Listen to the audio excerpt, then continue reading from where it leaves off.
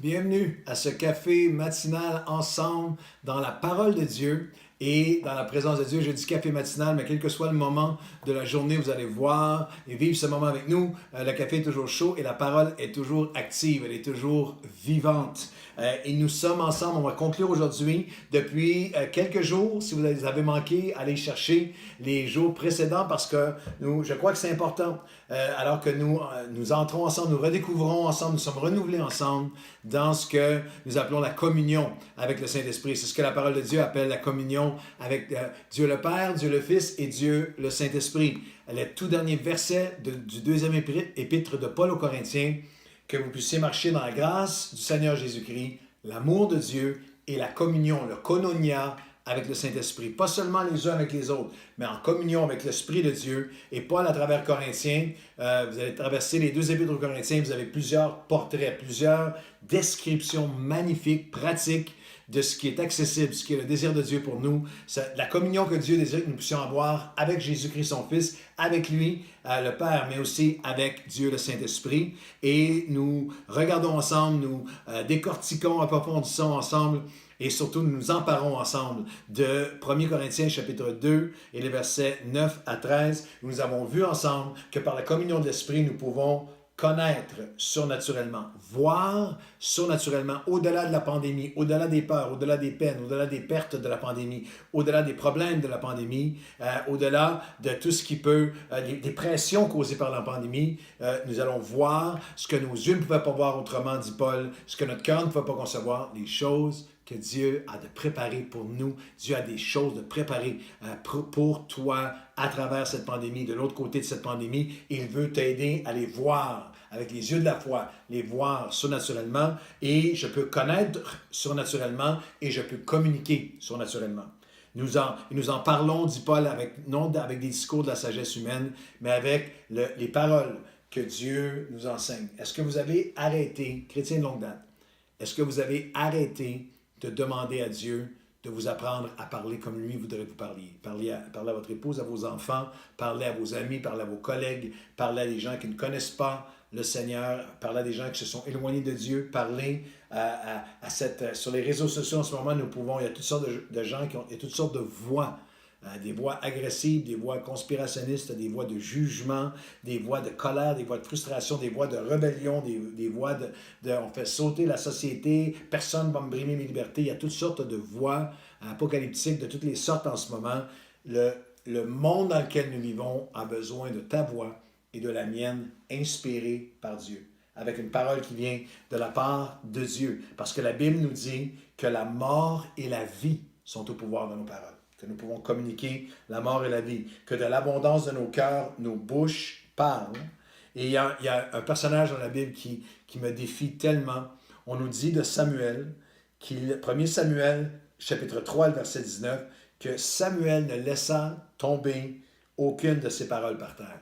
Pouf, moi, j'en ai laissé tomber plusieurs.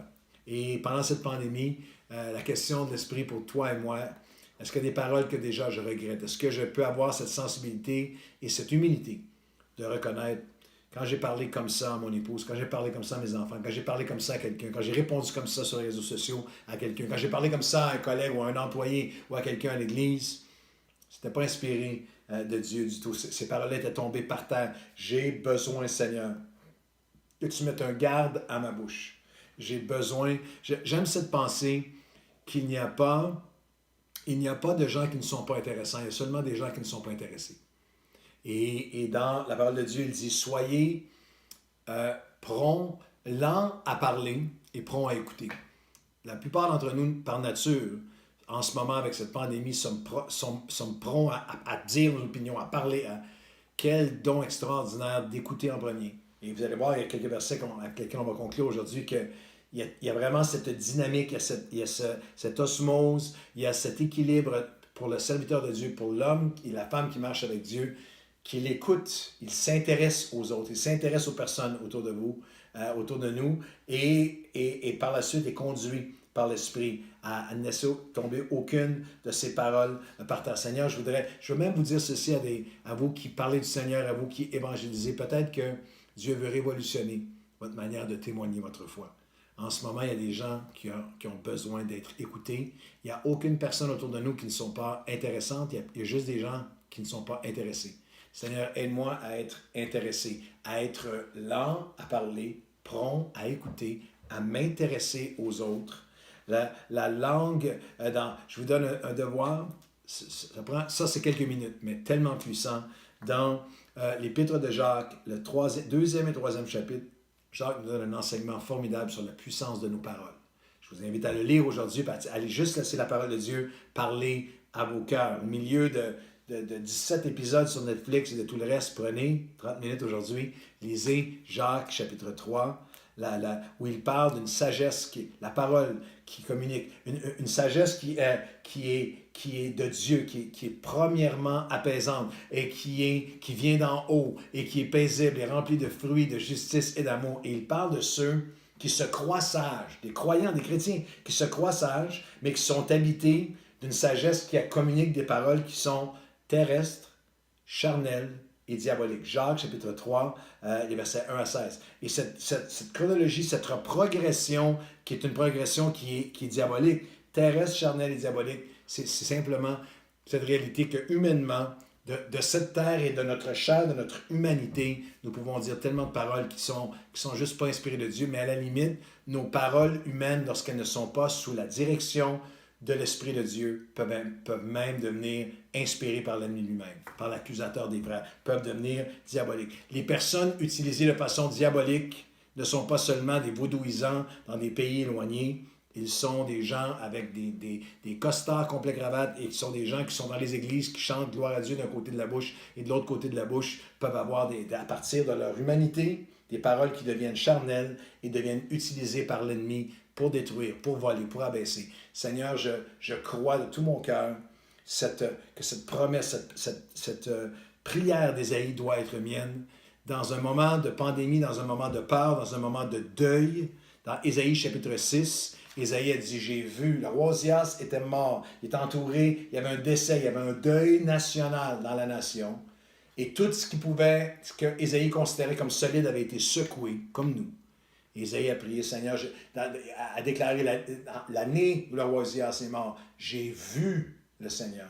Et la prière d'Ésaïe était, Dieu qui a dit, a entendu la voix de Dieu, dit, qui enverrai-je, qui ira pour moi? Mais Ésaïe a dit, Seigneur, viens toucher mes lèvres. Je veux parler pour toi. Et aujourd'hui, Dieu dit encore, qui enverrai-je?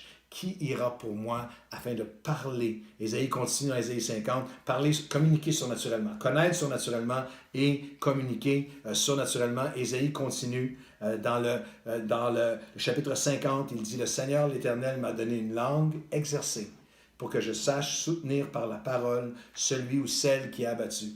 Il éveille chaque matin mon oreille pour que j'écoute et que je parle comme un disciple. Par la communion de l'Esprit, je peux connaître surnaturellement.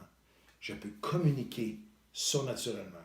Et je peux combattre, conquérir, soutenir, aider des gens surnaturellement. Le Seigneur m'a donné une langue exercée. Que je sois comme un disciple qui écoute de la part de Dieu chaque matin.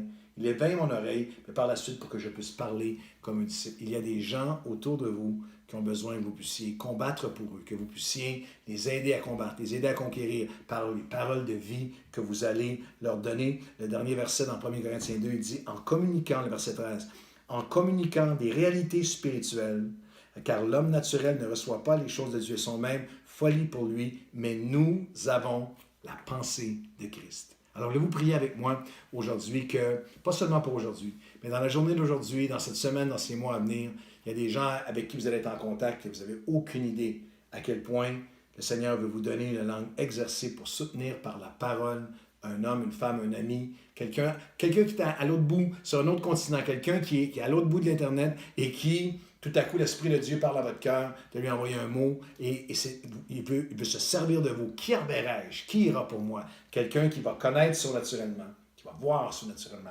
quelqu'un qui va communiquer surnaturellement afin de combattre, afin de conquérir, afin d'amener des couronnes aux pieds du Seigneur, des hommes, des femmes qui vont être touchés par lui. Il éveille chaque matin mon oreille pour que j'écoute et que je parle comme un disciple. Seigneur, aujourd'hui, nous voulons connaître surnaturellement.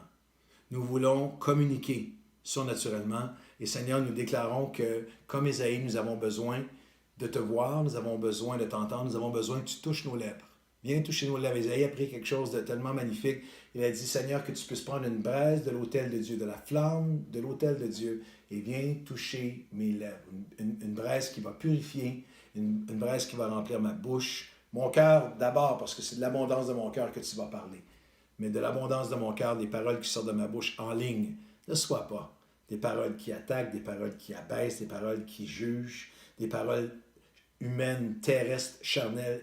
Et Seigneur, garde-moi, protège-moi de paroles qui seraient même utilisées par l'ennemi diabolique afin d'abaisser, de détruire, d'accuser.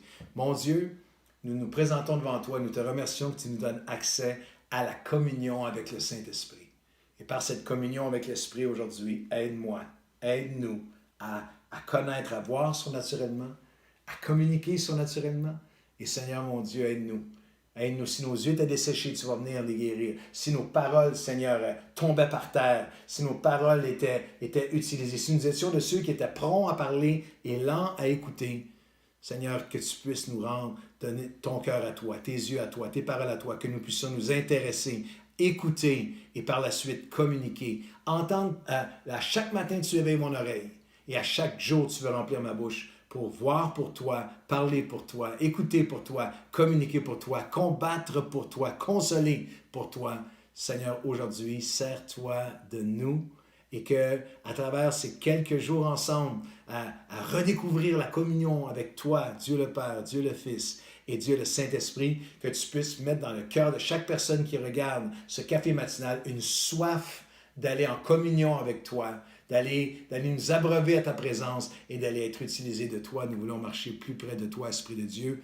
Souffle sur nous, pneuma de Dieu, souffle de Dieu, sois avec nous aujourd'hui, au nom de Jésus. Et tout le monde dit Amen et Amen. Je vous souhaite une bonne journée et laissez le Seigneur se servir de vous. Il veut remplir votre cœur et votre bouche. Il y a quelqu'un près de vous qui a besoin de vous, qui a besoin de vos paroles de vie. Allez, bonne journée et à demain.